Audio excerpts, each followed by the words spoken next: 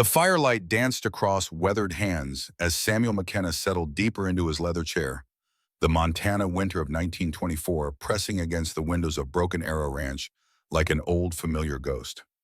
At 85, his body carried the accumulated weight of decades spent under big skies and harsh seasons, but his eyes still held the sharp clarity of a man who had seen too much to ever fully rest. Across from him, 16-year-old Tommy McKenna shifted restlessly, his college acceptance letter from Denver crumpled in his pocket like a ticket to freedom.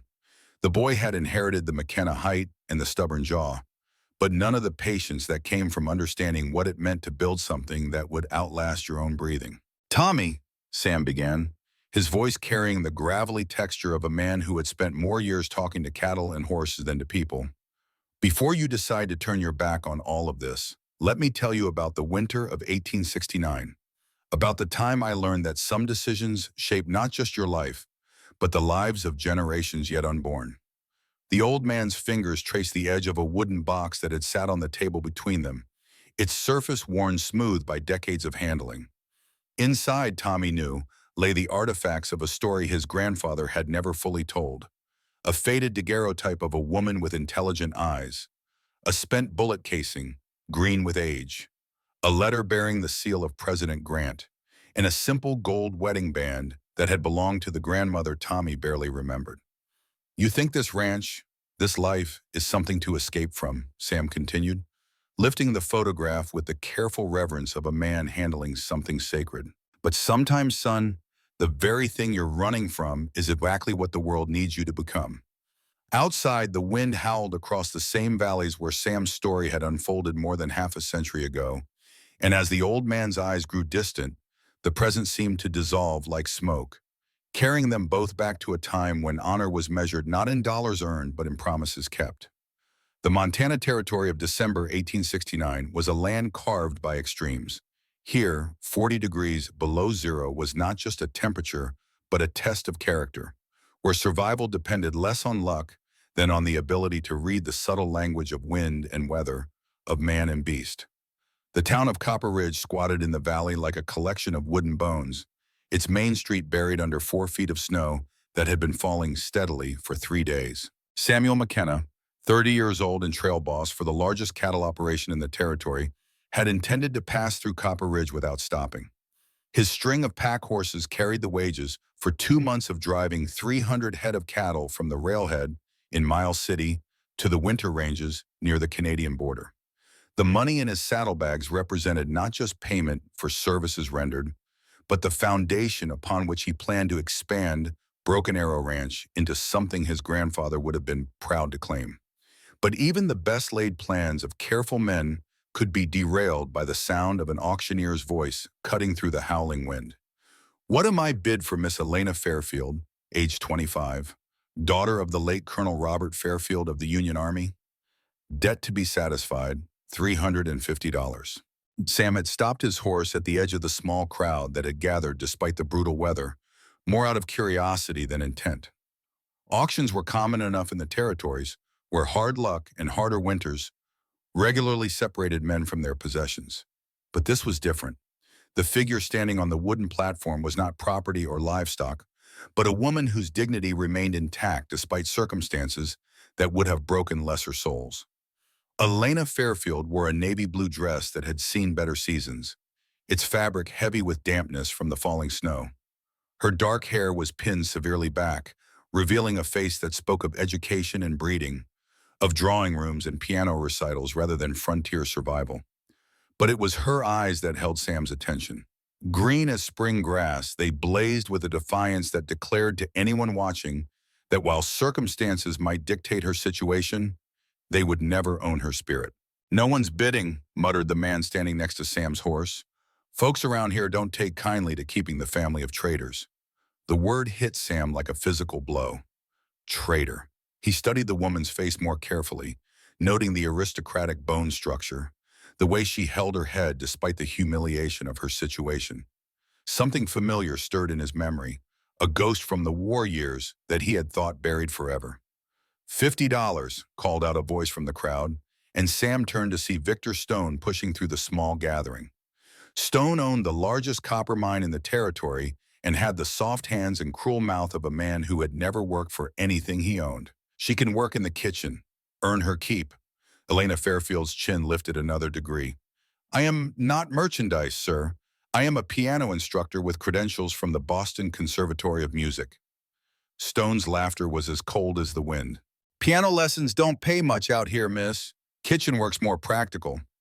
It was then that Sam saw it clearly. The tilt of the head, the way intelligence and determination warred in her expression, the small scar on her chin that spoke of childhood adventures. His mind raced back 15 years to a muddy field hospital near Cedar Creek, Virginia, where a wounded colonel had shown him a daguerreotype of his daughter graduating from finishing school. My Elena, Colonel Robert Fairfield had said, his voice weak from blood loss but strong with pride. If anything ever happens to me, McKenna, remember this face. Good people deserve protection. Sam had been 25 then, a lieutenant leading a company of Colorado volunteers who had walked into a Confederate ambush that should have killed them all. It was Colonel Fairfield's cavalry charge that had turned the tide, saving 47 men at the cost of a bullet through the colonel's shoulder and a dozen of his own troopers. In the long hours waiting for the surgeons, Fairfield had talked about his daughter, about the music she made, about the future he planned for her in a world without war. Now that future stood on an auction block in a Montana blizzard, and Sam McKenna understood that some debts could never truly be repaid, only honored. $400. His voice cut through the crowd's murmur like an axe through kindling. Heads turned, eyes widened, and even the auctioneer's hammer paused mid-swing.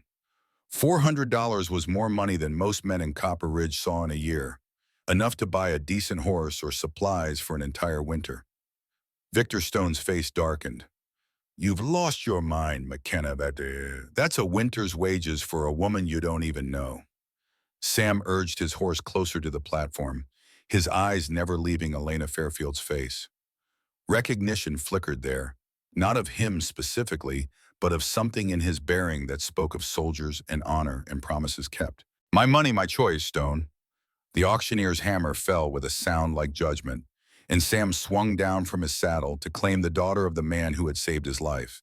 As he helped her down from the platform, their hands touched briefly, and he felt the tremor that ran through her slender frame. Fear, certainly, but something else as well. The faint stirring of hope that perhaps her circumstances had not condemned her to the hell that Stone's leering grin had promised. Miss Fairfield, Sam said quietly, offering her his arm. My name is Samuel McKenna. I knew your father. The wagon ride to Broken Arrow Ranch took 2 hours through snow that fell like a curtain between them and the rest of the world.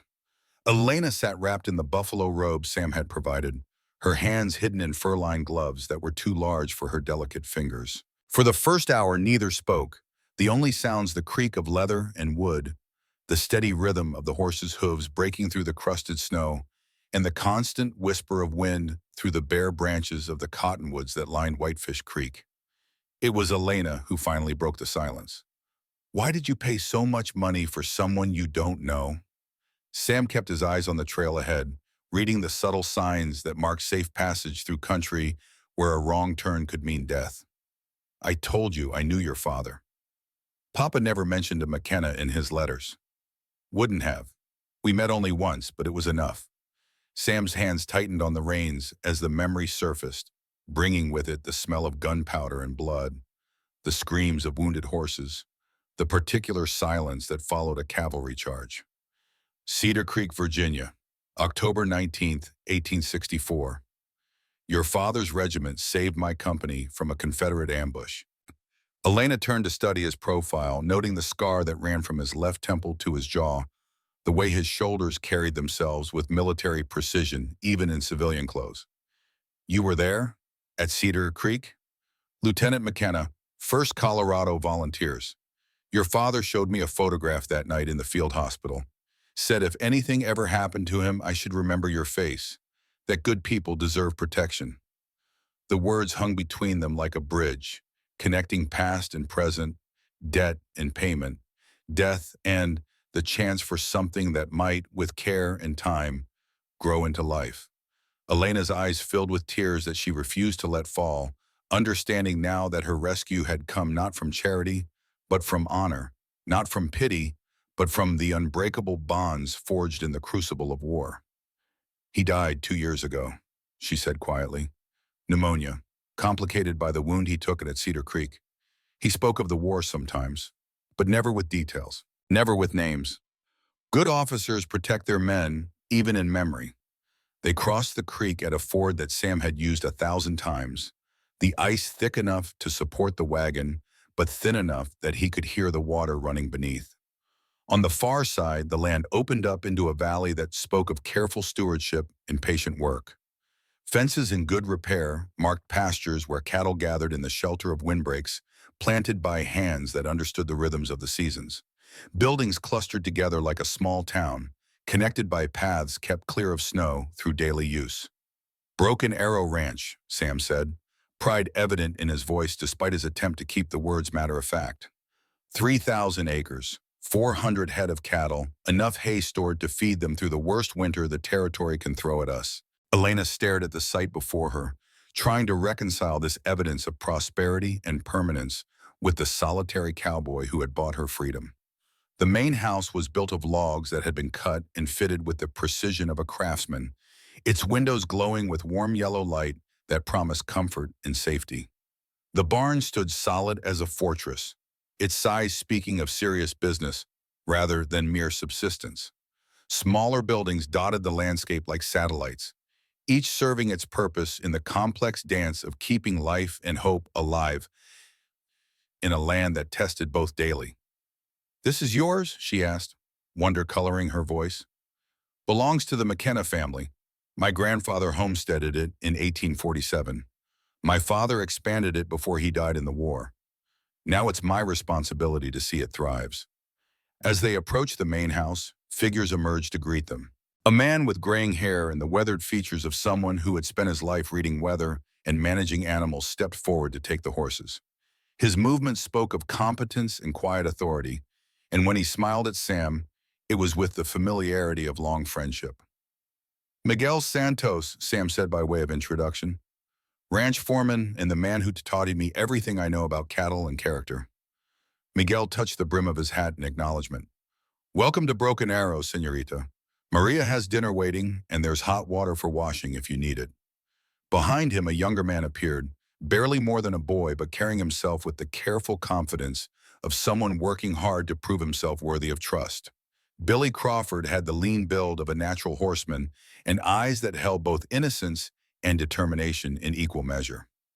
"Billy's been with us 3 years, Sam explained as they climbed down from the wagon. "Learning the business from the ground up. Finest natural horseman I've ever seen." The inside of the house surprised Elena with its combination of comfort and practicality. The main room centered around a massive stone fireplace that radiated heat and light into every corner.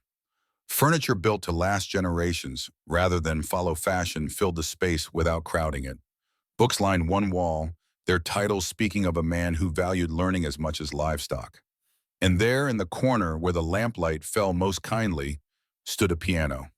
Elena moved toward it as if pulled by invisible strings, her fingers hovering over the keys without quite touching them. The instrument was well maintained but clearly used, its surface bearing the small scars that came from years of faithful service. "It was my grandmother's," Sam said, watching her face carefully. "Brought it over the Oregon Trail in 1847. Grandmother always said music was what separated civilization from chaos." "May I?" Elena moved toward the piano again, but this time not as a stranger seeking permission. Her fingers found the keys with growing familiarity, and she began teaching Annie a simple scale. "Feel how each note connects to the next," she said, guiding the child's small hands. "Music is like conversation. Each sound responds to what came before." As the music filled the room, footsteps sounded from other parts of the house. Maria Santos appeared in the doorway, her round face warm with welcome and curiosity. Behind her came Doc Harrison, a man of 60-odd years whose carefully maintained appearance couldn't quite hide the tremor in his hands that spoke of old wounds and older remedies. But it was the children who captured Elena's attention.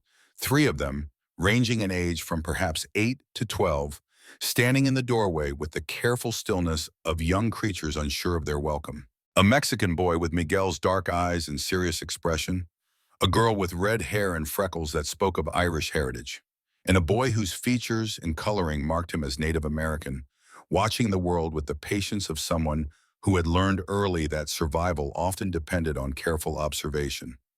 Juan is Miguel's nephew, Sam explained, noting Elena's attention. His parents were killed by bandits last year.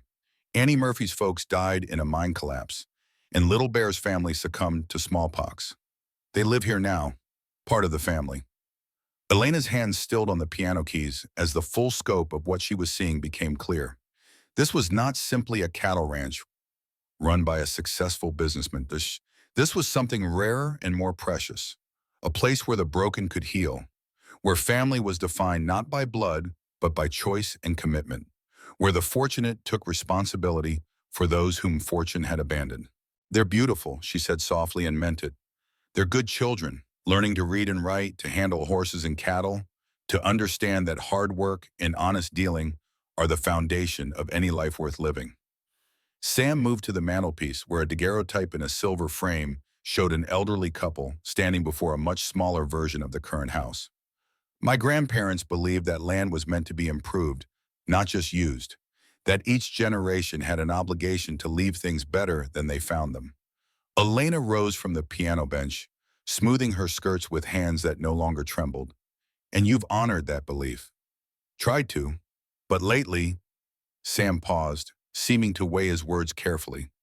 Lately, it's become clear that improving land and protecting family sometimes requires more than just hard work and good intentions. Before Elena could ask what he meant, the sound of approaching horses cut through the evening quiet. Sam moved to the window, his hand dropping automatically to the pistol at his hip, and Elena felt a sudden tension that filled the room like smoke. "Riders," Billy announced unnecessarily, appearing at Sam's shoulder. "3 of them, coming fast." Miguel's voice carried a note of concern. "¿Quién sería tan estúpido como para viajar en esta nieve?" Through the frosted glass, they could make out the shapes of mounted men approaching the house, their forms indistinct in the falling snow, but their purpose unmistakably urgent.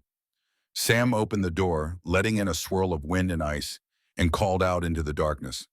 "That's far enough. State your business." The lead rider nudged his horse closer to the circle of light spilling from the house. It was Chief Bearcloud, a Blackfeet leader whose weathered face spoke of wisdom earned through decades of navigating the complex relationships between his people and the encroaching tide of white settlement. But tonight, that face was tight with pain and urgency. "McKenna," the chief said, his English careful but clear. "Must speak. Danger comes for all." Sam stepped aside, gesturing the chief into the warmth of the house. As Bearcloud dismounted, Elena could see that he favored his left side, and dark stains on his shirt spoke of blood loss that could prove fatal if not treated quickly. "Doc," Sam called, and Harrison was already moving, his medical instincts overriding whatever other concerns might have occupied his thoughts. "Miguel, see to the chief's horse. Billy, check the other riders." As Chief Bearcloud sank into the chair nearest the fire, Elena found herself pressed into service as Doc Harrison's assistant, helping to examine wounds that spoke of violence and pursuit. The chief had been shot, the bullet passing through his shoulder and missing major arteries by inches. His horse had been wounded as well, a graze across the neck that had left the animal exhausted and barely able to complete the journey. "Bad men," Chief Bearcloud said, his voice growing stronger as Maria appeared with coffee laced with whiskey. 8 of them. Claim to be federal marshals, but carry no proper papers. Ask questions about white woman who hides from justice." Elena's blood turned to ice. She had hoped that distance and time might have buried the accusations that had driven her from Boston, but it seemed that her father's enemies possessed both long memories and longer reach. "What kind of questions?" Sam asked, his voice carefully neutral. "Describe woman exactly. Know her father's name. Know about music teaching. Offer gold for information." Chief Bearcloud's dark eyes found Elena's face. "Told them nothing, but they search anyway. Find tracks leading toward Copper Ridge." Sam's jaw tightened as the implications became clear. Someone with significant resources was hunting Elena. Someone who had managed to track her across half a continent and was willing to pay well for information about her whereabouts. The auction in Copper Ridge had been public enough. and Stone's interest in the proceedings would not have gone unnoticed. "How long ago?" Sam asked. "2 days, maybe 3. Hard to tell in Storm." Elena found her voice, though it came out smaller than she had intended. "I should leave. I've brought danger to your home, to these children." "No," Sam's response was immediate and absolute. "You're under the protection of this house now. Anyone who wants to take you will have to come through me first." Chief Bearcloud nodded approvingly. "This is good, but you should know, leader of these men, he is not what he seems. Calls himself Morrison, but speaks like soldier, moves like man who has killed before. Others follow him like he pays their wages." Doc Harrison looked up from his work on the chief's shoulder. "Morrison, that name sounds familiar. Can't place it, but I've heard it before." "Well," Sam said, moving to check the loads in his rifle, "wherever he's from, and whoever he really is, he'll find that Broken Arrow Ranch is not the easy target he might be expecting." As if summoned by his words, the sound of more horses reached them through the storm. But these were familiar sounds, the return of ranch hands who had been checking the cattle in the far pastures. Their voices carried relief and exhaustion as they led their mounts toward the barn, calling out greetings to Miguel and questions about the stranger's horses they had undoubtedly spotted. Elena moved to the window, looking out at the scene of careful organization and mutual dependence that played out in the circle of light from the barn. Men who worked together, who trusted each other, who had built something worth defending in a land that tested such bonds daily. She thought of her father's letters, hidden now in the small valise that contained everything she had managed to save from her former life, and wondered if the secrets they contained were worth the risk to these good people who had offered her shelter. But as she watched Sam organizing the defense of his home with the calm efficiency of a man who had faced worse odds and survived, Elena began to understand that this was not just about her anymore. This was about the kind of world they all wanted to live in, the kind of place where a man's word meant something, where family was more than blood, where those with strength protected those without it. The storm outside continued to rage, but inside the walls of Broken Arrow Ranch, Elena Fairfield felt something she had not experienced since her father's death, the possibility that she might have found not just shelter, but home. As the evening deepened and the wind howled its lonely song across the Montana valleys, Sam gathered his people around the kitchen table. The ranch hands had been told what they needed to know. The children had been fed and settled for the night, and now it was time for the hard conversations that would determine how they would face whatever tomorrow might bring. "These men hunting Miss Fairfield," Sam began, his voice carrying the authority of a man accustomed to making decisions that others would live or die by, "they're not legitimate law enforcement. Real federal marshals don't travel in winter storms without proper papers or official support." Miguel nodded grimly. "Bounty hunters, then. Or worse." "The question," Doc Harrison said, accepting a cup of coffee from Maria with hands that only trembled slightly, "is what they really want. If they just wanted to collect a reward, they'd have tried to take her openly in Copper Ridge." Elena drew a shaky breath, knowing that the time for partial truce had passed. It's not just about collecting a reward. It's about making sure certain secrets never come to light. She rose and went to her valise, retrieving a packet of letters tied with the faded blue ribbon. The papers were yellowed with age and handling, their edges soft from being read and reread countless times. As she untied the ribbon, her fingers lingered on the familiar handwriting that had once been her anchor in a world gone mad with war and loss. "My father was more than just a cavalry officer," she said, returning to the table with the letters clutched against her chest. "He was involved in intelligence work for the Union Army, secret work that involved infiltrating Confederate spy networks and feeding false information to enemy agents." Sam leaned forward, his soldier's instincts recognizing the weight of what she was revealing. How secret? Secret enough that when the war ended and politics shifted, there were powerful men who found it convenient to claim that he had been a Confederate sympathizer all along. Easier to scapegoat a dead hero than to admit they had used him for work too dirty to acknowledge officially. Chief Bearcloud spoke quietly from his position near the fire. "Truth is a dangerous thing for men who build power on lies." "Exactly." Elena spread the letters on the table, their contents partially visible in the lamplight. "These contain proof of my father's real mission, names of Confederate agents he identified, details of operations that prevented Confederate forces from learning Union troop movements. But they also contain evidence of corruption and cowardice among men who are still alive, still powerful. Doc Harrison whistled low under his breath. Men with that much to lose wouldn't hesitate to kill to protect their secrets. Which brings us back to Morrison, Sam said, the name sitting bitter on his tongue. Chief Bearcloud said he moved like a man who had killed before. Professional manner, well-equipped team, enough money to track someone across the continent. This isn't about justice. It's about silencing the only witness who could expose them. Elena nodded, tears threatening, but held back by sheer force of will. I should have burned these letters years ago. Should have let Papa's memory rest in peace, rather than trying to clear his name. No, Sam's voice carried absolute conviction. Your father earned the right to be remembered for what he really was. These children, he gestured toward the rooms where Juan, Annie, and Little Bear slept peacefully, they need to grow up in a world where truth matters more than convenience, where honor isn't just a word people use when it suits them. Maria spoke for the first time that evening, her accented English carrying the wisdom of someone who had seen too much suffering to believe in easy solutions. These bad men, they will not stop just because we want them to. If they come here, we must be ready. Miguel stood and moved to the gun cabinet, checking the loads and weapons that were kept ready for predators, both animal and human. How many men do we have who can fight? Sam counted quickly. Myself, you, Billy, Doc, if his hands are steady enough. 4 men to face 8, assuming Chief Bearcloud is too wounded to be much help. Do not count me out too quickly, Bearcloud said with a grim smile. Blackfeet have been fighting enemies with advantages before your grandfathers were born. Sometimes brain is better weapon than bullet.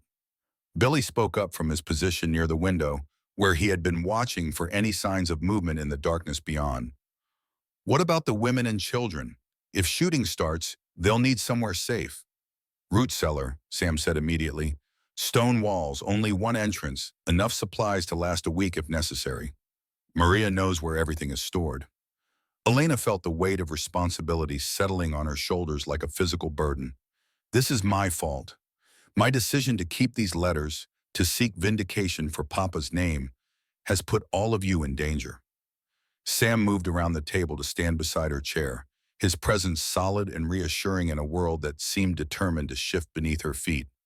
Miss Fairfield, he said quietly, some things are worth fighting for. Your father's honor is one of them. The safety of this family is another. And the principle that good people shouldn't have to live in fear of bad ones is a third. Outside, the storm was beginning to weaken, the wind's howl diminishing to a steady moan.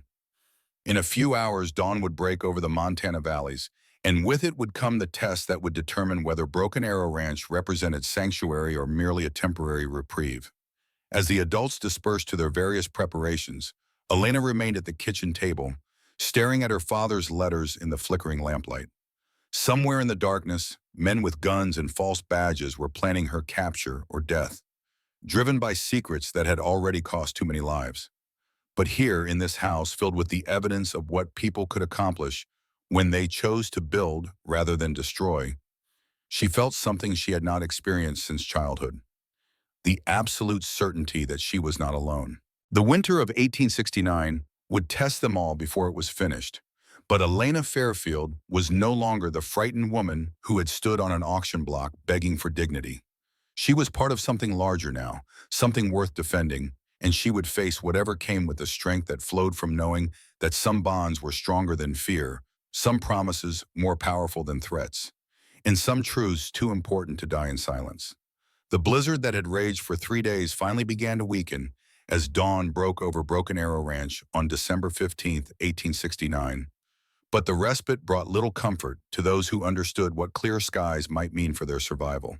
Samuel McKenna stood at the kitchen window, watching his breath fog the glass as he studied the pristine landscape that stretched toward the distant mountains like a white canvas waiting for blood to be spilled upon it. The snow had stopped falling sometime during the night, leaving behind drifts that rose nearly to the eaves of the smaller outbuildings and creating a world so transformed that familiar landmarks had become alien shapes in the morning light. The wind continued its relentless assault, sculpting the accumulated snow into forms that could hide an army of men bent on violence. And Sam's experienced eye could read in the weather patterns the promise of more storms to come before winter loosened its grip on the Montana territory. Behind him, the kitchen hummed with the quiet efficiency of people who had learned to make the most of whatever peace they were granted between the crises that seemed to define frontier life. Elena Fairfield moved between stove and table with growing confidence, her movements showing none of the hesitation that had marked her first morning at the ranch. The transformation was remarkable to witness, as if the simple act of being needed had restored something fundamental that the auction block had temporarily stolen from her spirit. Maria Santos worked beside Elena with the patient expertise of a woman who had fed families through harsh winters and hostile sieges, her weathered hands never pausing in their preparation of what might be their last peaceful meal for some time. The Mexican woman possessed the kind of competence that came from decades of managing a household and country that tested such skills daily. And Elena found herself learning not just recipes but deeper lessons about creating comfort and sustenance in the face of uncertainty. "The coffee's ready," Elena announced, her voice carrying a warmth that seemed to fill the kitchen despite the bitter cold pressing against the windows like a living thing. "And Maria has enough biscuits in the oven to feed General Sherman's entire army." Maria smiled at the compliment, though her dark eyes carried the weight of someone who had actually seen armies pass through her homeland and understood what such passages meant for the people caught in their path. "In Mexico, we learned that when bad times come, you feed people as if there will be no tomorrow. Sometimes there is no tomorrow, but at least people face it with full bellies and warm hearts." Chief Bear Cloud emerged from the back room where Doc Harrison had tended his wounds, moving with careful deliberation as his body mended from the trauma of his midnight ride. The Blackfeet leader's intelligent gaze assessed the kitchen's preparations, taking in the preparations, the weapons positioned within easy reach, the careful positioning of people who understood they might soon be fighting for their lives against odds that would have discouraged less determined souls. "The fever has broken completely," Doc Harrison announced, following his patient into the warmth while wiping his hands on a cloth that bore the stains of medical work performed under primitive conditions. "The wound is healing cleanly, and I believe Chief Bear Cloud will be able to participate in our defense if circumstances require his assistance." "Circumstances will require my assistance," the chief said quietly, accepting the coffee cup Elena pressed into his hands with the careful reverence of a man who understood that simple comforts became precious when death stalked the perimeter of one's home. Men like this Morrison, they do not retreat when their first approach fails. They adapt, they plan more carefully, and they return with greater force and better strategy. Miguel Santos entered through the kitchen door at that moment, stamping snow from his boots and unwrapping the heavy scarf that had protected his weathered face during his early morning reconnaissance mission to the outer boundaries of the ranch. His expression carried the grim satisfaction of a man whose worst suspicions had been confirmed in ways that left no room for hope that the coming conflict might be avoided through negotiation or delay. "See, they moved during the night," he announced with typical directness without preamble, accepting the steaming coffee cup Mariucci offered while never taking his eyes from Sam's face. 8 men, just as Chief Bear Cloud reported, but now they're positioned for a siege rather than a quick strike. Professional military formations, overlapping fields of fire, supply lines established for extended operations. Sam felt his jaw tighten as the implications became clear. Morrison was no amateur, no desperate fugitive making rash decisions based on fear or greed. He was a professional soldier applying the tactical knowledge gained through years of military service to a civilian target, which meant the people of Broken Arrow Ranch were facing an enemy who understood both strategy and patience, who would not be deterred by initial setbacks or discouraged by prolonged resistance. "Show me exactly what you observed," Sam said, his voice carrying the authority of a man who had once led other men through artillery barrages and cavalry charges. Miguel spread a hand-drawn map across the kitchen table, the charcoal marks he had made during a scouting mission, telling a story that grew more ominous with each detail. Here, he pointed to marks that indicated enemy positions. Rifle pits on the ridge overlooking our main approach road, professional excavation, proper drainage, clear sight lines to the house and barn. Here, an observation post constructed in the old oak tree that gives them visual control over our movements between buildings. Elena studied the map with the careful attention of someone whose father had taught her to read tactical situations and understand the implications of military positioning. Her education had included more than piano lessons and social graces.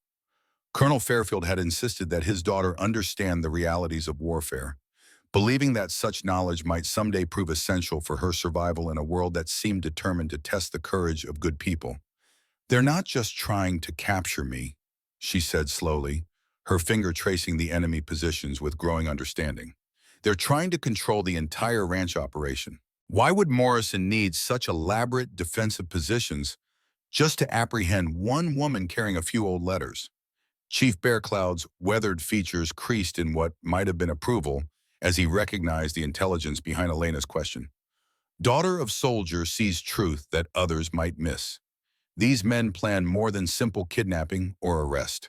They plan to ensure no witnesses survive to tell what happened here. No evidence remains to contradict whatever story they choose to tell about this night's work."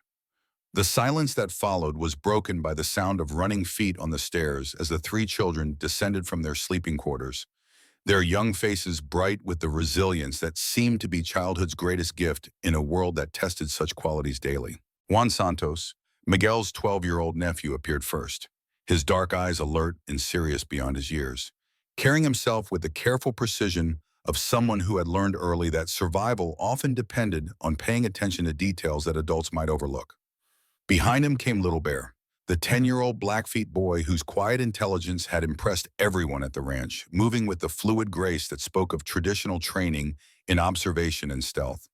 His ability to notice things that escaped adult attention had already proven valuable, and Sam had begun to rely on the boy's reports about unusual sounds or movements in the areas surrounding their home. Finally came Annie Murphy, 8 years old, with red hair that caught the lamplight like flame and green eyes that sparkled with the kind of curiosity that no amount of hardship seemed able to extinguish. She had attached herself to Elena with the fierce loyalty of someone who had lost too much to risk losing anything else, and her presence seemed to bring out protective instincts in every adult at the ranch. "Good morning, children," Elena said, forcing brightness into her voice, while recognizing that these young people deserved honesty about their situation rather than false reassurance that might leave them unprepared for what was coming. "I hope you slept well despite the sounds of activity outside during the night." "We heard men talking," Juan said, his voice carrying the careful precision of someone who had learned that information could mean the difference between safety and danger. "And we heard horses moving in patterns that seemed organized rather than random." Little Bear nodded agreement, his expression serious as he shared his observations. "Uncle Bear Cloud taught me to listen for sounds that don't belong in familiar places. There were many sounds last night that don't belong near our house during peaceful times." Elena felt her heart clench at the matter-of-fact way these children spoke of danger. But she also recognized something that reminded her powerfully of her father's approach to difficult situations: the ability to face hard truths without flinching, to gather information without allowing fear to cloud judgment, to prepare for challenges while maintaining hope for successful outcomes. "Mr. Sam," Annie said, her bright eyes fixed on his face with the directness that only children could manage, "are the bad men going to try to hurt Miss Elena today?" The question, asked with the devastating honesty that marked all of Annie's communications, stopped conversation throughout the kitchen. Sam knelt to bring himself to the little girl's eye level, his expression gentle but honest, understanding that children deserve truth proportioned to their ability to handle it, but not distorted by adult desires to shield them from reality. "Some bad men might try to cause trouble for all of us, Annie, but we're not going to let them succeed in hurting anyone we care about. This ranch is our home, and we protect our family here, no matter what threatens us." "Is Miss Elena part of our family now?" Tears threatened as she recognized that the innocent question that somehow managed to address the fundamental issue they all faced. In less than 3 days, these people had offered her something she had thought lost forever: the sense of belonging somewhere, of mattering to others, of being part of something larger and more important than her individual survival or personal vindication. "If Miss Elena wants to be part of our family," Sam said carefully, understanding the weight of commitment such words carried, "then she's welcome to stay for as long as she chooses, and we'll defend her as we would defend any member of our family. Elena knelt beside Sam, meeting Annie's direct gaze with her own, while feeling the attention of every other person in the room. I would be honored to be part of this family, Annie. More honored than I can possibly express. You've all shown me kindness when I had nowhere else to turn, and I want to contribute to protecting and building what you've created here. As the children settled around the table for breakfast, Elena found herself studying their faces and wondering what kind of education they were receiving in this remote place, far from established schools and certified teachers. Juan showed signs of quick intelligence and natural leadership abilities, but his formal schooling had clearly been interrupted by the violence that had claimed his parents and forced him to flee Mexico for the uncertain sanctuary of his uncle's protection. Little Bear possessed an almost supernatural ability to observe and remember details, but his knowledge came primarily from traditional Blackfeet teaching methods rather than from books and formal instruction. His uncle had clearly taken great care to pass on cultural wisdom and practical skills, but the boy's intellectual curiosity suggested he was ready for challenges that went beyond traditional education. Annie, bright and imaginative as she clearly was, had received virtually no structured education since arriving at the ranch as an orphan. Her intelligence expressed itself through songs and stories rather than through reading and writing, and Elena recognized in her the kind of creative talent that could flourish with proper guidance. After breakfast, Elena announced, feeling a sense of purpose that had been missing from her life since her father's death, I thought we might have proper lessons, reading, writing, arithmetic, and perhaps some music for those who are interested in learning. The children's faces lit up with the eager hunger of young minds that had been starved for intellectual stimulation. Even in the face of external danger, or perhaps because of it, the promise of learning represented hope for a future that extended beyond the immediate crisis they faced. Can you teach us to read music too? Annie asked, her eyes bright with possibility that seemed to illuminate her entire face. I make up songs about everything I see and feel, but I don't know how to write them down so other people could sing them. Of course I can teach you musical notation. Music is a language just like English or Spanish or Blackfeet. Once you understand how it works, you can speak it fluently and share your songs with people all over the world. Little Bear looked up from the breakfast Maria was serving, his expression carrying natural seriousness to him. Uncle Bear Cloud says that all knowledge is connected, like streams flowing into rivers that flow into the great water that touches all shores. Will your teaching help us understand how the streams connect to each other? Elena felt a moment of profound respect for Chief Bear Cloud's wisdom and for the intelligence of this remarkable child who could grasp such complex concepts and express them with poetic clarity. That's exactly what education should accomplish, Little Bear. Help us see how everything connects to everything else, how knowledge in one area can illuminate understanding in completely different areas. As the morning progressed and Elena began working with the children, she discovered what it meant to teach young people whose survival had depended on their ability to learn quickly and remember accurately. These children approached education with a seriousness and focus that her privileged Boston students had never displayed. Understanding in ways that comfortable children never could, that knowledge was power, that education was freedom, that learning was quite literally survival. Juan mastered basic arithmetic concepts that had taken her former students weeks to understand, his mind grasping mathematical relationships with the kind of intuitive understanding that suggested natural aptitude for complex calculations. When Elena showed him how the same numerical principles applied to managing cattle inventories and calculating feed requirements, his excitement was palpable. Miss Elena, he said during their mathematics lesson, his voice carrying the kind of wonder that came from seeing familiar activities in an entirely new light. The numbers you're teaching us, they're the same ones Papa Miguel uses for the cattle counts and the feed calculations, aren't they? They are indeed, Juan. Mathematics isn't just abstract theory that exists only in textbooks. It's a practical tool for understanding and managing the real world around us. So if I learn these numbers properly and understand how they work, I could help run a ranch someday, maybe even own one myself. Her throat tightened with unexpected emotion, with emotion at the hope contained in the boy's question, recognizing in it the dreams that every child deserved to nurture regardless of their circumstances. You could run any kind of business you wanted, Juan. You could be an engineer, a banker, a teacher, a politician, anything your mind can imagine and your effort can achieve.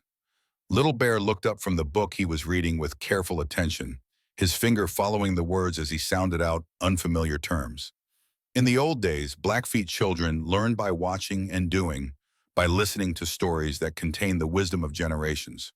But Uncle Bear Cloud says the world is changing rapidly, that we need the white man's learning too if we want to survive and prosper in the new world that's coming. Your uncle is very wise, Elena agreed, recognizing the challenge that faced all people caught between traditional ways and the demands of a rapidly changing society. The best education combines traditional knowledge with new learning, old wisdom with fresh discoveries. You need both to understand how the world works now and how it's likely to change in the future. Annie's musical education proved equally revelatory, as the little girl's natural intuition for melody and rhythm far exceeded what Elena had expected to find in someone so young and untrained.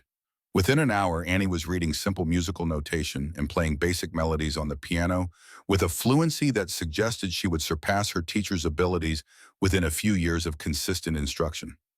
The music makes pictures in my mind, Annie explained, as her small fingers picked out a tune that seemed to capture something essential about the Montana landscape. Different notes make different colors, and when they play together, they paint stories about things I've seen or imagined.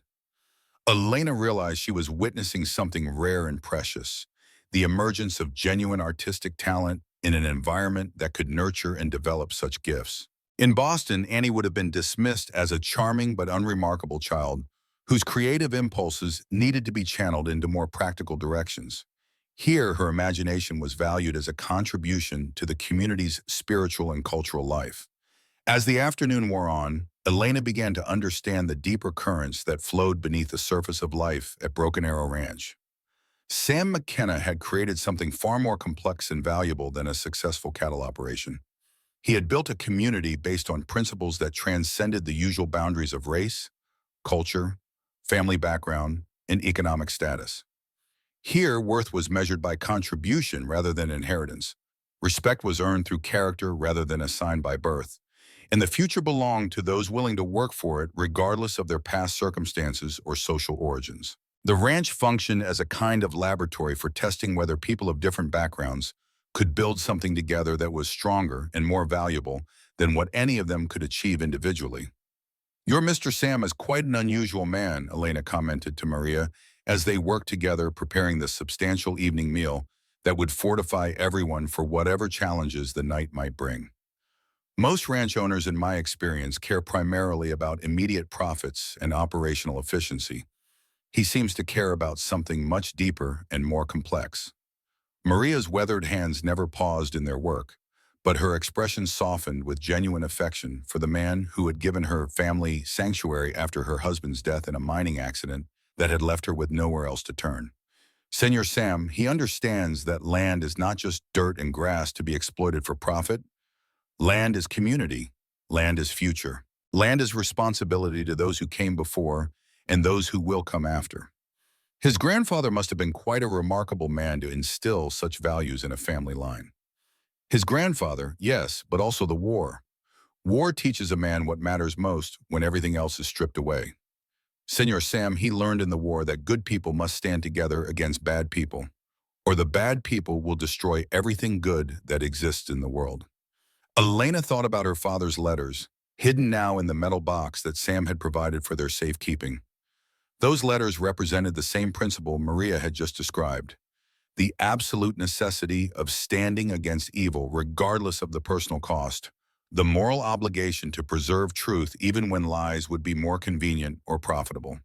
As evening approached, the kitchen filled with the rich aromas of the substantial meal Maria had prepared with Elena's assistance. Elena had learned enough about frontier life to understand that tonight's dinner might be their last peaceful meal for some time, and she could see in the faces around the table that everyone shared the same awareness. Sam entered through the front door just as the food was being placed on the table, his face bearing the grim expression of a man who had spent the afternoon studying problems that had no easy solutions. He stamped snow from his boots and removed his heavy coat, but Elena noticed that he kept his weapons within easy reach, even inside the house. Billy's maintaining watch from the barn loft with a clear view of all approaches, he announced to the assembled adults. Miguel's completed his final check of the cattle in the near pasture and confirmed they're as secure as we can make them.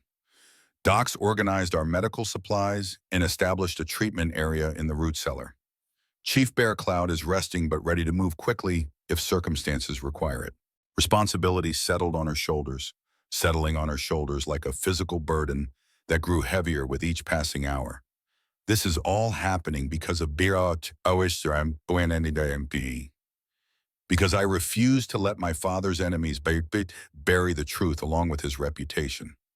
Sam moved to the stove, accepting the coffee cup Elena offered with hands that showed only the slightest tremor, despite the stress they were all facing. Elena, some fights choose you regardless of what you might prefer. Your father understood that principle. He didn't choose to become a spy during the war, but when his country needed him to do that dangerous work, he accepted the responsibility. He didn't choose to be persecuted after the war, but when truth needed defending, he tried to defend it. And look what it cost him. Look what it's costing all of you. Chief Bear Cloud spoke from his position near the fire, his voice carrying the weight of traditional wisdom earned through generations of struggle against overwhelming odds. Cost of fighting evil is always high, but cost of surrendering to evil is always higher. Your father knew this truth. You know this truth. We all know this truth, which is why we choose to stand with you. Maria called the children to wash their hands for dinner, and Elena watched them move through the familiar routine with the automatic precision of young people who had learned to find security in structure and comfort in ritual. Even in the face of external danger, the patterns of family life continued, providing stability and emotional anchor that no amount of threat could entirely destroy. Dinner proceeded with the kind of forced normalcy that families adopt when they are trying to protect children from adult fears while preparing them for realities they might soon face. The conversation ranged over plans for spring planting, stories from Juan's life in Mexico before the violence that claimed his parents, Little Bear's descriptions of Blackfeet traditions that his uncle had taught him, and Annie's elaborate fantasies about the songs her departed parents might be singing together in whatever realm awaited good souls after death. But beneath the surface calm, Elena could feel the tension that marked every adult face around the table. They were waiting for something, preparing for something, gathering strength for an ordeal that would test everything they had built together over months and years of patient work. During the meal, Elena made a decision that had been building in her mind throughout the day. Rising from her place at the table, she moved to retrieve the metal box that contained her father's letters, setting it carefully in the center where everyone could see it. "I want you all to understand exactly what we're fighting for," she said, her voice steady despite the magnitude of what she was about to reveal. "These letters don't just contain proof of my father's innocence. They contain evidence that could destroy some of the most powerful men in Washington, evidence of treason and corruption that reaches into the highest levels of government." She opened the box and withdrew several of the letters, spreading them on the table where the lamplight illuminated her father's careful handwriting. My father wasn't just gathering intelligence about Confederate military movements. He was uncovering a conspiracy among Union officials who were selling information to the enemy, men who were profiting from the war, while American soldiers died because of intelligence they had provided to Confederate commanders. Sam leaned forward, his soldier's instincts immediately grasping the implications of what Elena was revealing. Names? Senators, generals, Treasury officials, men whose careers and reputations were built on their supposed loyalty to the Union cause. My father documented their meetings, their financial transactions, their communications with Confederate agents. When the war ended and these men needed to cover their tracks, my father became a liability that had to be eliminated.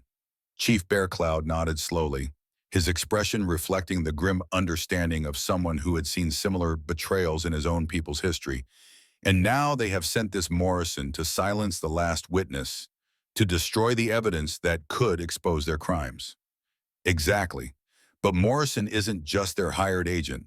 He's one of them. Captain James Morrison was selling Union weapons and ammunition to Confederate forces throughout the final year of the war. My father's investigation identified him as a major source of enemy supplies, and these letters contain enough evidence to see him hanged for treason. Elena retrieved another letter from the box, this one bearing official seals and signatures that marked it as a document of extraordinary importance. This is my father's final report to General Grant himself, written just days before Papa's death. It contains everything, names, dates, financial records, correspondence that proves beyond any doubt who the real traitors were. Miguel studied the document with the careful attention of a man who understood that paper could be as dangerous as bullets when it contained the right information. And Morrison knows about this letter? Morrison killed my father to prevent this information from reaching General Grant. When Papa died and I disappeared with his papers, Morrison had to find me to complete the cover-up. He can't afford to let this evidence surface because it would destroy not just him, but an entire network of powerful men who have built their post-war careers on lies about their wartime service.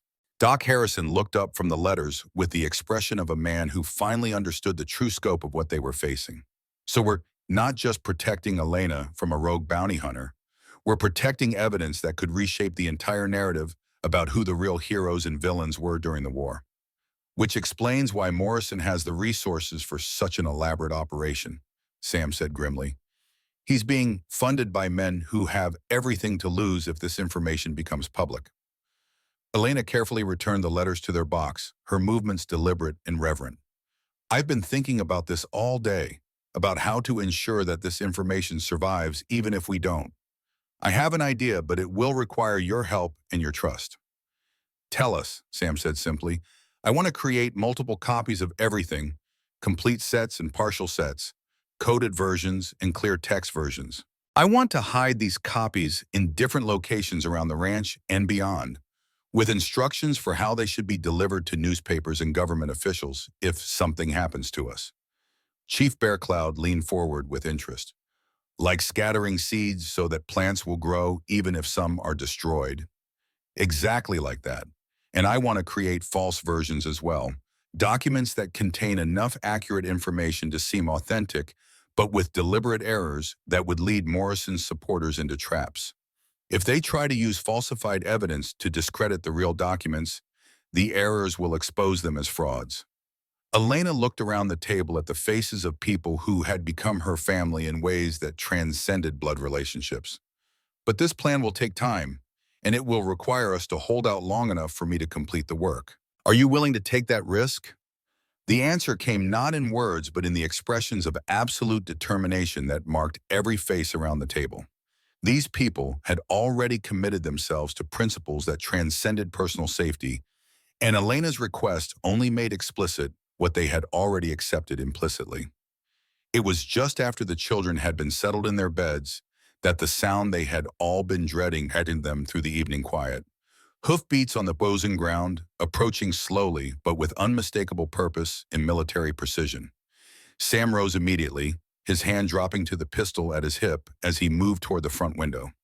Through the frosted glass, they could make out the shape of a single rider approaching under a white flag.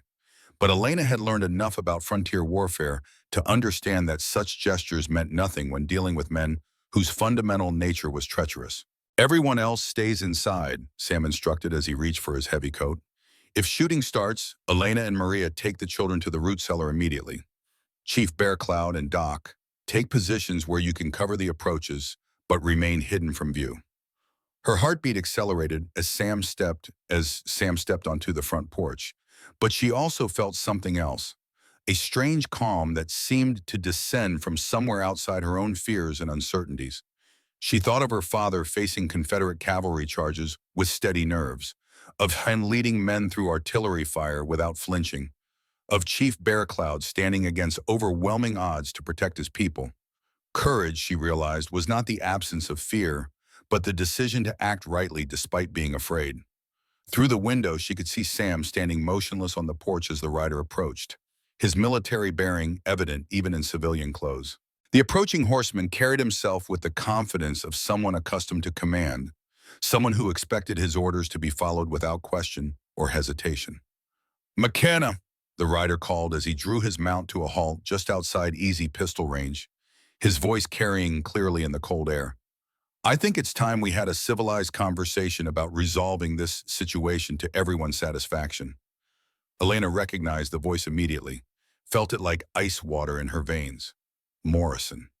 She had heard it in her nightmares for 2 years, had imagined it promising death and dishonor for her father's memory.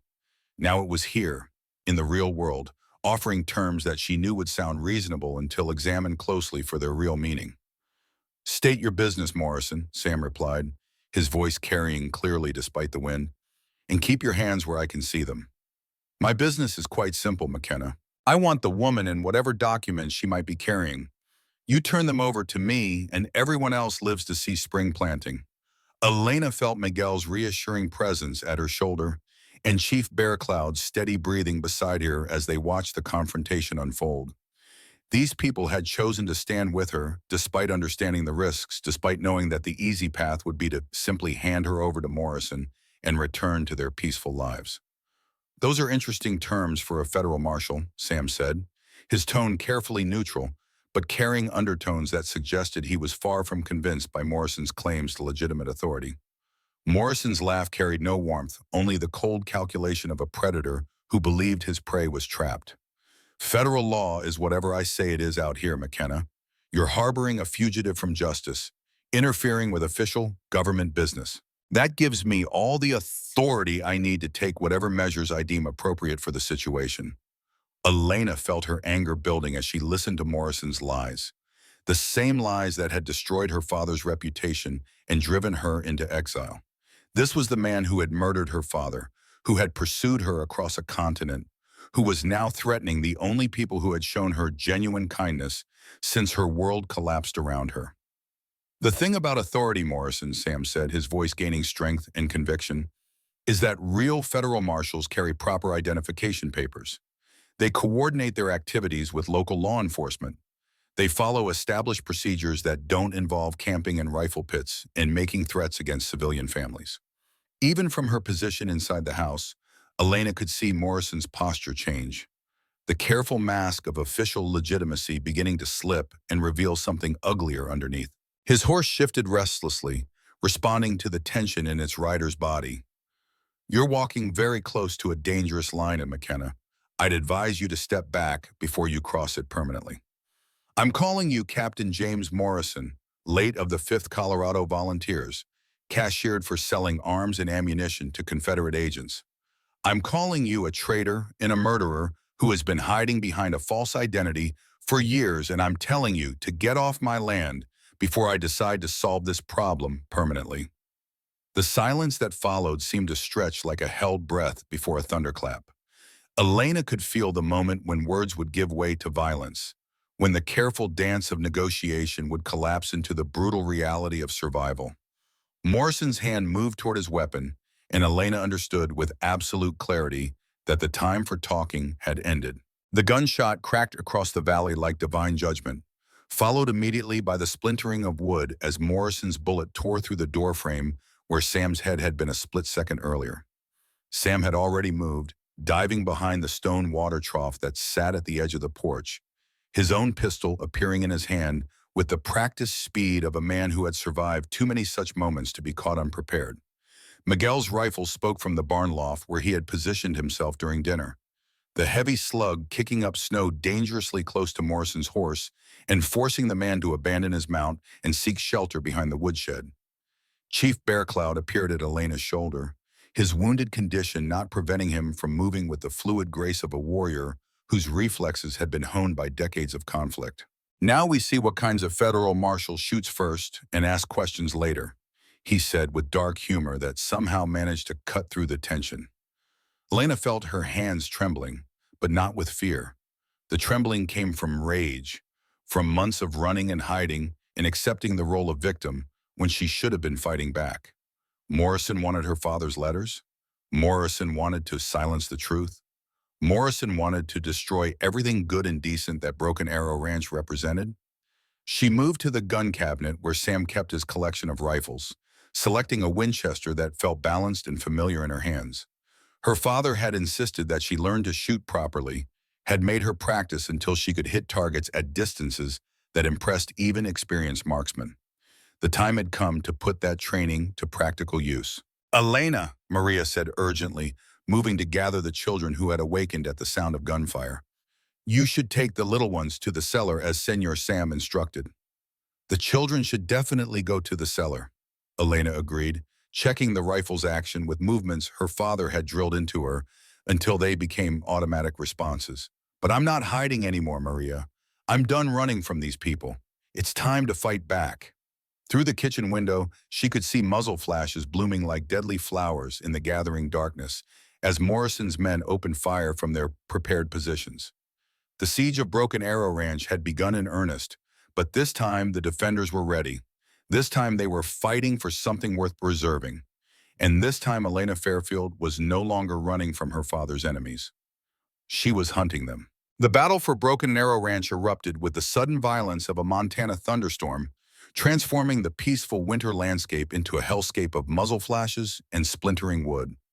Samuel McKenna pressed himself against the stone water trough as bullets whined overhead, his mind automatically cataloging the positions and firepower of Morrison's men while calculating the odds his small group of defenders faced against professional killers who had chosen their ground carefully.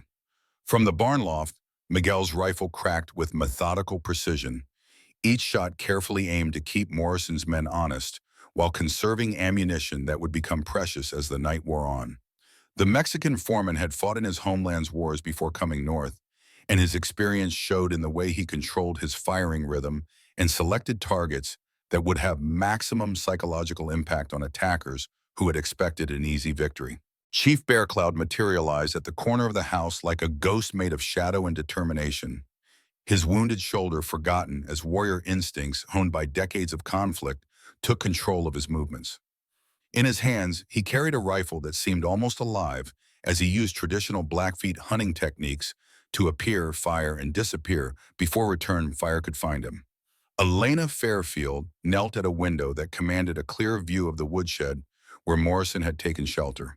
Her father's Winchester, steady in hands that no longer trembled with fear, but with the controlled tension of a predator focused on prey.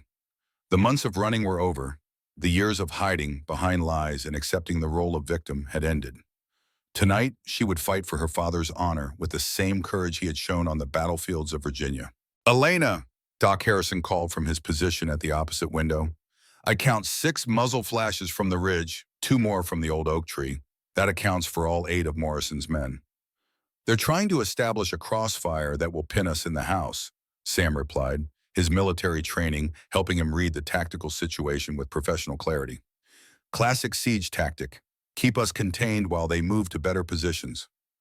Billy Crawford's voice reached them from the barn, young but steady despite the deadly circumstances. "They're advancing on the south side, using the equipment shed for cover. 3 men, maybe 4. Sam made the calculation that every combat leader dreaded: how to defend multiple positions with insufficient forces against enemies who held both numerical and positional advantages. But Broken Arrow Ranch had been built by people who understood that some things were worth fighting for regardless of the odds, and the men and women defending it tonight possessed something that Morrison's hired guns lacked: the absolute conviction that their cause was just. The first phase of the assault continued for nearly an hour, a deadly chess match played with lead bullets and measured in the incremental advancement of shadows across snow-covered ground. Morrison's men moved with military precision, establishing overlapping fields of fire while gradually tightening their circle around the main buildings. Their tactics were sound, their equipment professional, their coordination evidence of extensive training. But they had underestimated both the determination of their opponents and the defensive advantages that careful planning had built into the ranch's layout. Sam's grandfather had chosen this location not just for its water and grass, but for its tactical possibilities. Understanding that frontier families needed to be prepared for attacks by hostile forces, whether they wore war paint or federal badges. "Miguel," Sam called across the courtyard, "can you see the north approach from your position?" "Clear view all the way to the tree line," came the reply. 2 men working their way closer, but they'll have to cross open ground to reach effective range. Elena squeezed off a carefully aimed shot that sent splinters flying from the woodshed where Morrison crouched, the bullet passing close enough to his head that she could see him flinch in the moonlight. Her father had taught her that psychological warfare could be as effective as physical violence, that making an enemy nervous often achieved better results than merely trying to kill him. "Nice shooting," Chief Bear Cloud said approvingly as he paused beside her window to reload his rifle. Your father trained you well, but save your ammunition for certain targets. This fight will be won by patience, not by volume of fire. The wisdom of that advice became apparent as the battle entered its second hour, and the defenders' ammunition supplies began to show the strain of sustained combat. Morrison's men had come prepared for extended operations, while the ranch's defenders were working with whatever supplies they had kept on hand for normal ranch operations and the occasional encounter with the predatory wildlife. "We need to change the dynamic of this engagement," Sam announced during a brief lull in the firing. "If we just sit here and trade shots, they'll eventually wear us down through sheer attrition." Elena looked up from reloading her rifle, her mind working through possibilities with the kind of tactical thinking her father had encouraged since her childhood. What if we gave them something they wanted? Something that would draw them into a position where we could use our advantages against their strengths? Sam raised an eyebrow, recognizing the intelligence behind her suggestion. "What did you have in mind?" Elena reached for the metal box that contained her father's letters, her movements deliberate and certain. "Morrison wants these documents more than he wants my life. What if we made him believe he could get them without having to kill everyone on the ranch?" Chief Bear Cloud nodded slowly, understanding dawning in his dark eyes. "Make him think victory is within reach. Make him careless with desire for the prize." Exactly. But we need to control where and how the exchange takes place. Create a situation where his advantages become disadvantages. Doc Harrison looked up from his medical supplies with the expression of a man who had seen enough combat to recognize a dangerous gambit when he heard one. "You're talking about using yourself as bait, Elena. That's an enormous risk." "Everything we're doing tonight involves enormous risks, Doc. The question is whether we take smart risks that give us some control over the outcome, or whether we just wait here until Morrison's men find a way to burn us out or starve us into submission." Maria Santos appeared at the kitchen doorway, her face set with the determination of a woman who had buried too many good men to watch silently while others prepared to join them. "The children are safe in the cellar with enough food and water for 3 days. If you have a plan that might end this without more killing, I say we try it." Sam studied Elena's face in the lamplight, seeing in it the same resolve that had carried her father through the darkest days of the Civil War. "Tell me exactly what you're thinking." Elena spread a rough map of the ranch on the kitchen table, using her finger to trace positions and movements as she outlined her strategy. "There's an old root cellar about 200 yards from here, halfway between the house and the creek. Stone construction, defensible, but isolated enough that Morrison would think he could control the situation. You want to meet him there? I want to make him think I'm surrendering, that I'm willing to trade the letters for safe passage for everyone else. But really, I'll be carrying copies while the originals remain hidden here." Chief Bear Cloud leaned forward with interest. "And while his attention is focused on the exchange, Mahekan, we attack his men from positions they won't expect." Exactly. Morrison's mistake is thinking this is about capturing documents. It's really about making sure the truth survives regardless of what happens to any of us individually. Miguel's voice reached them from the barn, carrying urgency that demanded immediate attention. "They're moving again. Coordinated advance on 3 sides. This might be their main assault." Sam checked his weapons one final time, his movements carrying the calm efficiency of a man who had survived similar situations through careful preparation and steady nerves. "Elena, if we're going to try your plan, it has to be now. Once they commit to a full assault, we won't have any room to maneuver." Elena rose from the table, gathering the metal box while leaving behind a nearly identical container that held the carefully prepared copies she had been working on throughout the day. Her father's real letters, along with additional documentation she had created, were already hidden in locations throughout the ranch where they would eventually be discovered, regardless of the night's outcome. "Remember," she said as she prepared to step into the deadly crossfire outside, "Morrison has to believe this is real. That means you have to let him think he's winning until the moment we spring our trap." Sam nodded, understanding the psychological dynamics that would make or break their desperate gambit. "Chief Bear Cloud will circle around to the north. Miguel will maintain covering fire from the barn.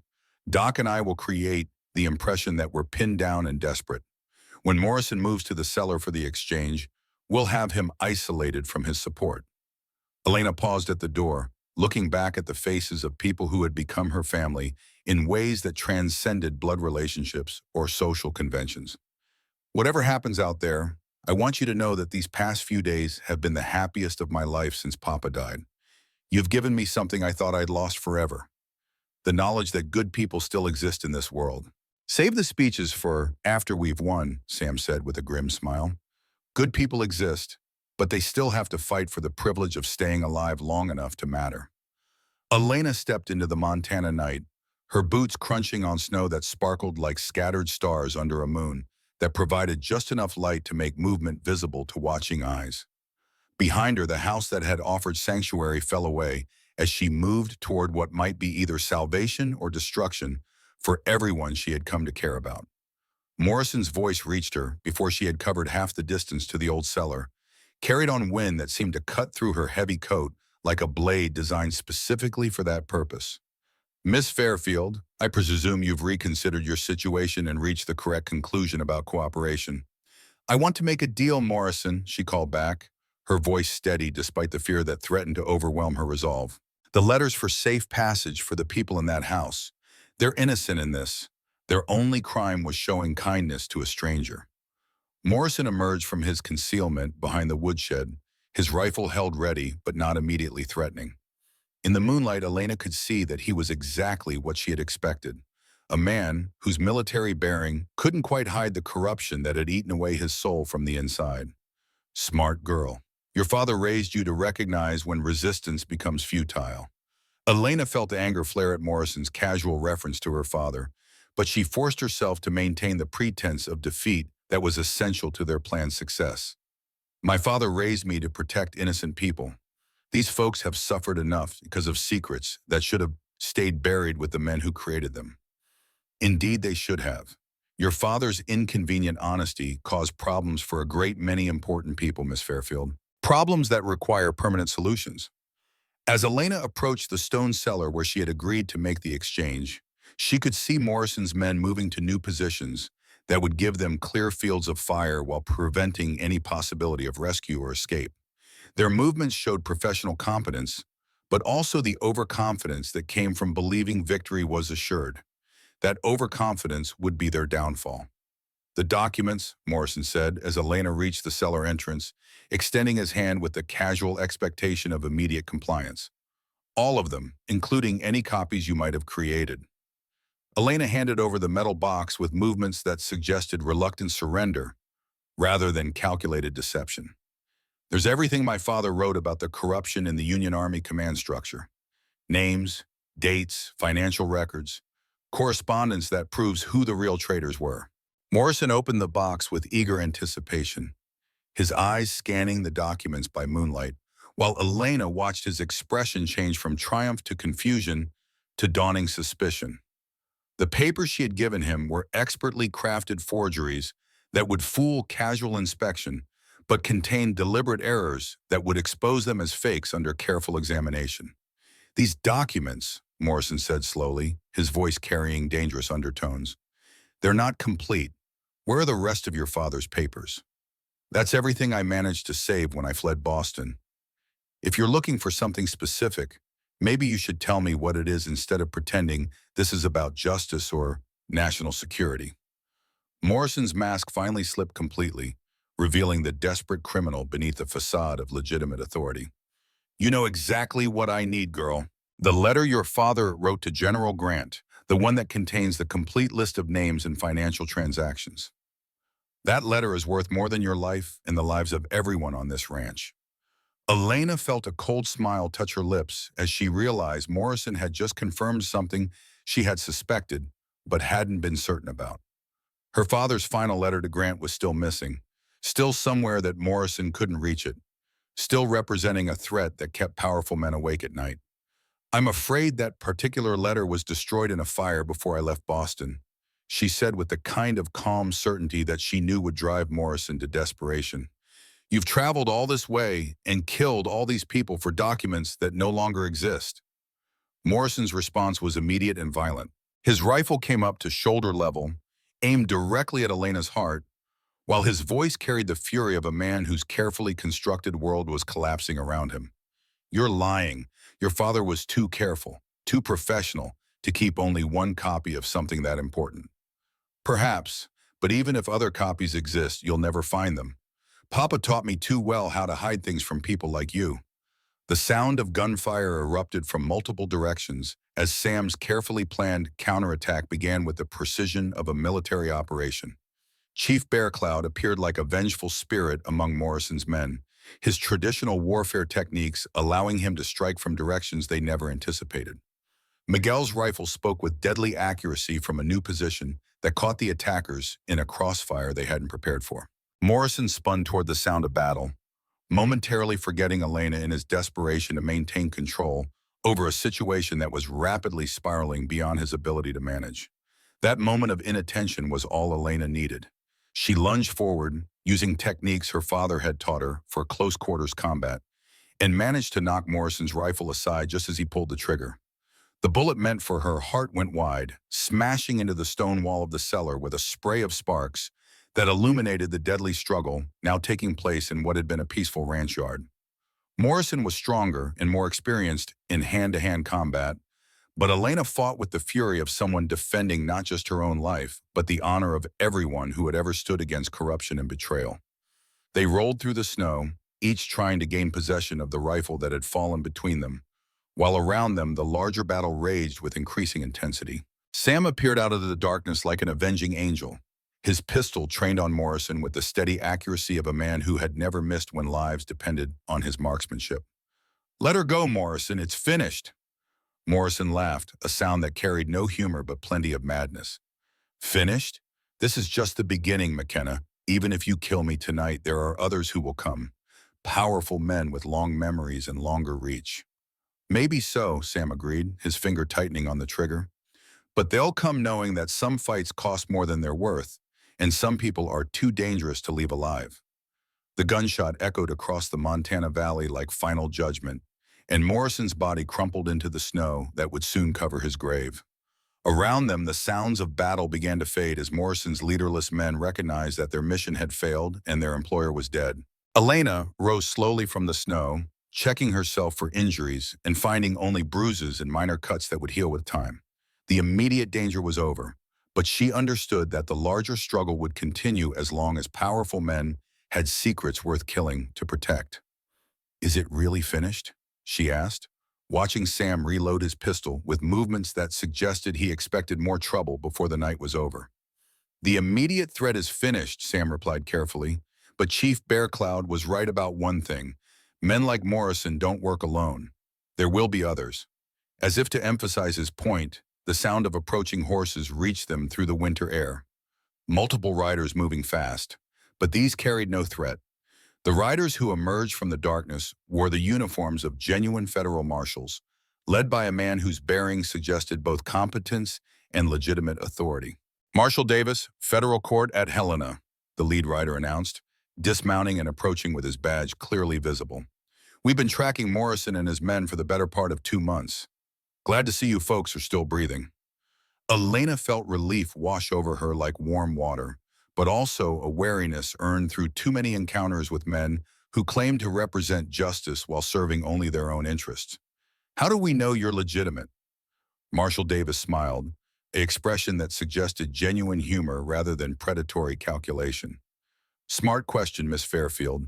Here are my credentials, and here's a letter from General Grant himself authorizing this investigation into the murder of your father and the conspiracy that led to it." Elena examined the documents with the careful attention her father had taught her, looking for the subtle signs that would indicate forgery or official deception. What she found instead was exactly what Marshal Davis claimed: legitimate federal authority and presidential backing for an investigation that had apparently been ongoing for months. "General Grant received your father's final letter," Marshal Davis explained as Elena returned his credentials. "It was delivered by a courier who managed to evade Morrison's people, and it contained enough evidence to launch a full investigation into wartime corruption and post-war cover-ups." Elena felt her knees weaken as the implications of what Marshal Davis was telling her became clear. Her father's sacrifice had not been in vain. The truth he had died to protect was finally reaching people with the power to act on it, and the conspiracy that had destroyed so many lives was finally being exposed to the light of justice. "The men who sent Morrison," she asked, "what will happen to them?" "They're being arrested as we speak, Miss Fairfield. Senators, Treasury officials, even a few generals who forgot that their oath was to the Constitution rather than their bank accounts. Your father's evidence is more than sufficient to see them all hanged for treason." As the sun rose over Broken Arrow Ranch on December 16, 1869, Elena Fairfield stood surrounded by the people who had chosen to become her family and listened to federal marshals explain how justice would finally be served for crimes that had been hidden in darkness for too many years. The children emerged from their hiding place in the root cellar to find a world transformed by violence, but redeemed by courage. Juan Santos would grow up to become the territorial governor who established Montana's first system of public schools.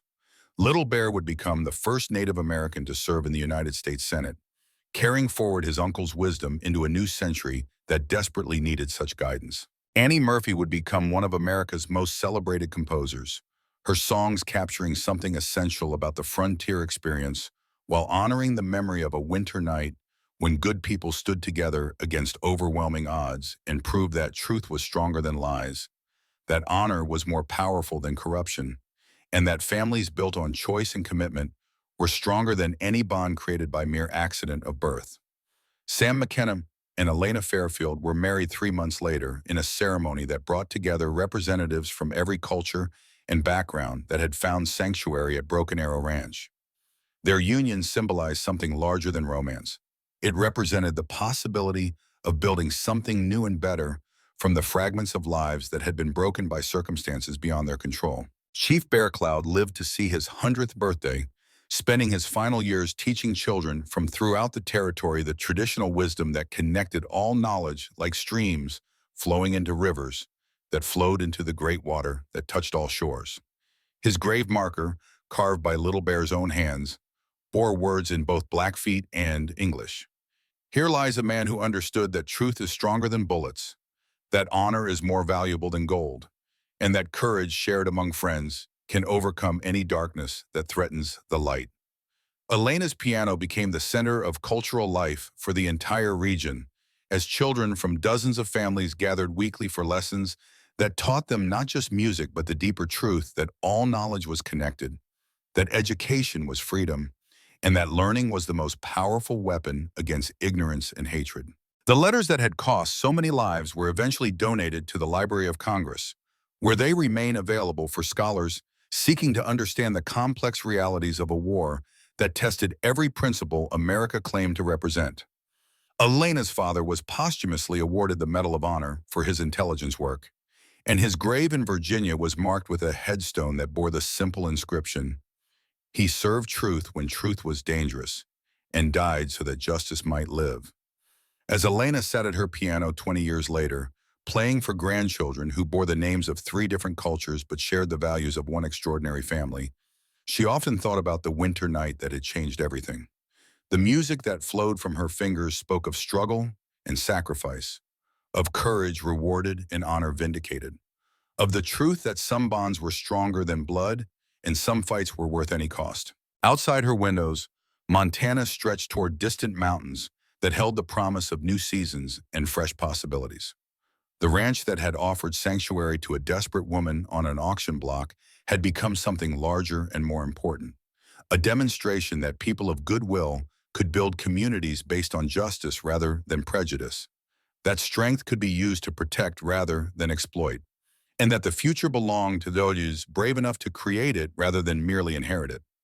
In the distance, cattle grazed on grass that had been nurtured by hands that understood stewardship, children played games that taught them about cooperation and fairness, and adults worked together to build something that would outlast their own brief time on Earth. The winter of 1869 had tested everyone who lived through it, but spring had come as it always did, bringing with it the promise that hope was stronger than despair, that love was more powerful than hatred, and that truth, however long delayed, would eventually find its way to the light. Elena's music carried all of these truths across the Montana landscape, a song of redemption played on keys worn smooth by the hands of generations who understood that some things were worth preserving, some principles were worth defending, and some stories were too important to be forgotten by those who would inherit the world that courage and sacrifice had made possible. The melody rose and fell like the land itself, speaking of persistence through hardship, of growth through struggle, of the eternal human capacity to create beauty and meaning even in the face of overwhelming odds. And somewhere in those notes, listeners could hear the echo of a promise that had been kept, a debt that had been paid, and a love that had proved stronger than winter's worst storms. The winter reckoning was complete, but the spring of hope had only just begun.